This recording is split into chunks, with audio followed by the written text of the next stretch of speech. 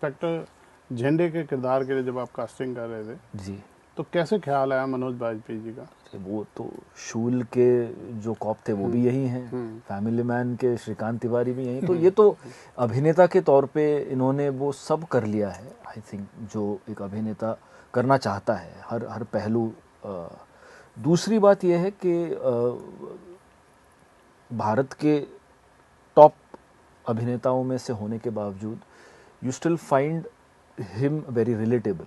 Like मैं ये समझ सकता हूँ कि शायद मेरे बगल में रहने वाला जो मेरे पड़ोसी हैं वो मनोज बाजपेयी हो सकते हैं। इंस्पेक्टर झंडे पूरा एक काल भोजराज जैसे एक साइकोपैथिक किलर को पकड़ने का जिम्मा मिला है, जिसको पकड़ने में जिसे कहें नाकामी हाथ लगी है पूरे कई सारे नेशंस को, और यहाँ के गवर्नमेंट को, यहाँ के पुलिस वाले भी उसको नहीं पकड़ पाए।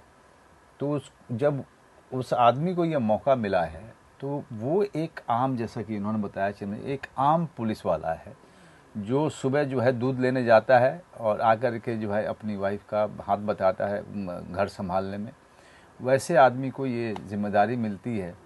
और तो एक तरफ एक कुख्यात साइकोपैथिक किलर है, दूसरी तरफ एक आम पुलिस वाला, और इन दोनों के बीच में जो है बहुत दूरी है इन टर्म्स ऑफ कि वो जिस तरीके से वो सोचते हैं।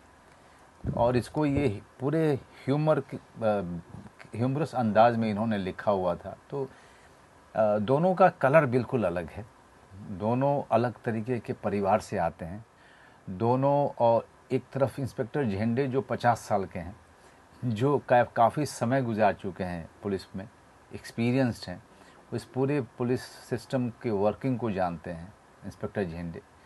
तो दोनों फिल्मों में बड़ी डिफरेंस है, दोनों की कहानियों में बहुत डिफरेंस है, दोनों चरित्र बिल्कुल ही अलग हैं, अलग एज ग्रुप में भी है। आपकी मुलाकात हुई रियल इंस्पेक्टर? हाँ, इंस्पेक्टर झंडे साहब के साथ तो हमने नेटफ्लिक्स का कुछ इंटरव्यूज़ भी किया, तो बहुत मज़ा आया। उसके पहले भी हम लोग बहुत मिले हैं। झंडे साहब बहुत कमाल की बातें करते हैं, बहुत सारी कहानियाँ सुनाते हैं। ओटीटी पे आपकी बादशाहत कुछ एक्स्ट्रा ऑर्डिनरी नहीं है? कुछ आप जगह नहीं दे रहे और लोगों को बड़ी मुश्किल से तो कहीं पहुंचे। तुम वो भी लेके जाना चाह रहे हो? लेके बिल्कुल नहीं जाना चाहता। देखिए थिएटर्स में जब थिएटर में हमारी फिल्में रिलीज होती हैं, उसका स्ट्रगल एक्टिंग सिर्फ काम ख़त्म करके ख़त्म नहीं होता है। आपने देखा है, मेरे साथ में भी आपने देखा है, आप उसके जो है गवाह रहे हैं कि मैं जब कोई इंडिपेंडेंट फिल्म या कोई छोटी फिल्म करता था या जब भी करता हूँ तो मेरा काम अभिनय के साथ ख़त्म कभी नहीं होता है। फिर वो उसको बेचने के लिए जाना और प्रोड्यूसर की मदद करना उसमें, फिर उसको जो है अच्छे से रिलीज़ हो जाए, अच्छे शोज़ मिल जाएं, उसके लिए एक ऑफिस से दूसरे ऑफिस भागना, एक पूरा संघर्ष रहा है मेरी ज़िंदगी में, मेरी तरीके की फिल्मों को करने के लिए। जब OTT आया तो OTT came as a blessing to an actor like me, क्योंकि OTT ने हमको चॉइसेस दिए उस तरीके की फिल्मों को लेकर के जिस तरीके की फिल्मों का हिस्सा हम होना चाहते थे। और OTT के कारण बहुत सारे एक्टर्स जो कि मेरे बाद के जनरेशन के हैं, जिनको शायद फिल्मों में ब्रेक मिलते मिलते शायद अगला 6-7 साल और गुजर जाता उनका, उनको इमीडिएटली OTT ने कंज्यूम किया, उनको काम दिया, उनको लाइफस्टाइल दी, उनको चॉइसेस दिया। सो आई थिंक OTT ब्लेसिंग रहा है टैलेंट के लिए। फिल्में टैलेंट पे डिपेंड नहीं करती हैं हमारे हिंदुस्तान में, सैडली। बहुत दुखी मन से ये कह रहा हूँ कि हमारे हिंदुस्तान में फिल्में जो हैं, वो जो फिल्में मेन स्ट्रीम फिल्में जो बनती हैं ज़्यादातर, वो टैलेंट के ऊपर निर्भर नहीं करती हैं, वो बॉक्स ऑफिस के ऊपर निर्भर करती हैं। और अगर बॉक्स ऑफिस आपका अच्छा है तो अगर वो फिल्म बढ़िया क्वालिटी की नहीं है, उसमें टैलेंटेड लोग नहीं हैं, वो सब लोगों को काम मिलता है। ये आप जी से, हॉटस्टार से, फिर नेटफ्लिक्स से आप कोई जगह छोड़ नहीं रहे। मैं इसलिए ये पूछा कि अभी आपकी पूरी जो धाक है वो नेटफ्लिक्स पे भी उतना, एक जगह एक करेक्टर फिक्स किया आपने, एक जगह दूसरा किया। इंस्पेक्टर झंडे के बाद मुझे डर है कि लोग बहुत सारी मेरी चीज़ों को भूलने वाले हैं।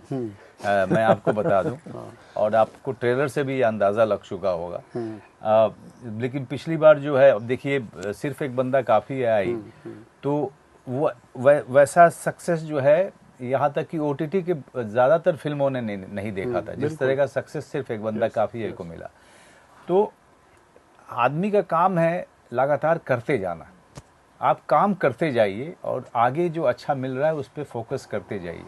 अब मैं उसको मापने के लिए नहीं बैठूंगा कि इसको इतना मिला और उसको उतना मिला।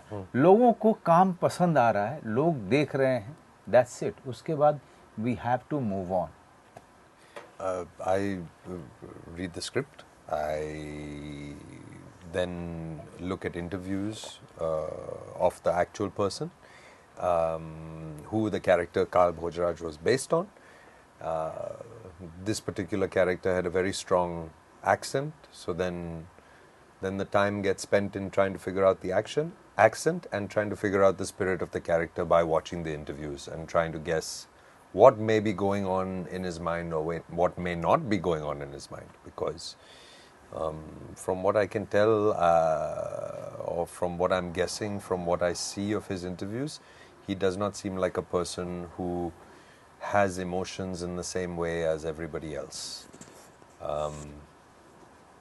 It's possible that he does not experience those emotions similarly at all, and that maybe he views the world kind of emotionless from a very detached sense of reality. I always feel that with serial killers and CEOs, they all have these sociopathic tendencies, which allows them to make decisions that we would struggle and think 100 times over, like this. Do you take any inspiration for real life criminal? You read about it? No. I keep getting cast as a criminal, but that's not my ultimate hope and aim as an actor. So no, I don't. But मैं थोड़ा सा उसमें मैं disagree करता हूँ, क्योंकि gym ने अपने आप को एक बहुत ही मल्टीफेसेटेड एक्टर की तरह से इस्टेब्लिश किया है, और रॉकेट बॉयज़ आने के बाद बहुत सारी चीज़ें जो इस लाइन पे लोग सोच रहे थे वो भी ख़त्म हुई। तो दैट मीन्स कि कहीं ना कहीं ये इस्टेब्लिश हो गया कि काम देने वाले के इमेजिनेशन पे है। करेक्ट। एग्जैक्टली। एक्टर बहुत काबिल है। वाह। एक्टर बहुत काबिल है। तो ये जो काम देने वाला है, अब उसको एक्स्ट्रा सोचना पड़ेगा जिम के लिए कि उसके लिए और क्या क्या लिख सकते हैं। Me? Oh my God, this is fantastic. I've been watching his films for years and years and years. It was actually being on set. There's definitely a nervousness first, and then more than that, there's the admiration for him within the scene quickly turns into something different, which is the admiration for him outside of the scene. How relaxed and comfortable he makes everyone. How he takes on the mood of the film. So the mood of the film was a comedy, fun, humor, camaraderie, and he becomes that on set for everybody. And suddenly, that's true. the admiration changes from him within the scene to him without the scene for the whole package of what the man is. And I think he's a fantastic actor. परेशानी सिर्फ इतनी थी कि sir ने 40 दिन की shooting में 4 बार तो मटन बनाया, खुद अपने हाथों से पूरी यूनिट को खिलाया। तो हम परेशान ये होते थे कि यार आपका मटन खाने के बाद अब हम 1.5 घंटा सोना चाहते हैं, हम शूटिंग नहीं करना चाहते इसके बाद।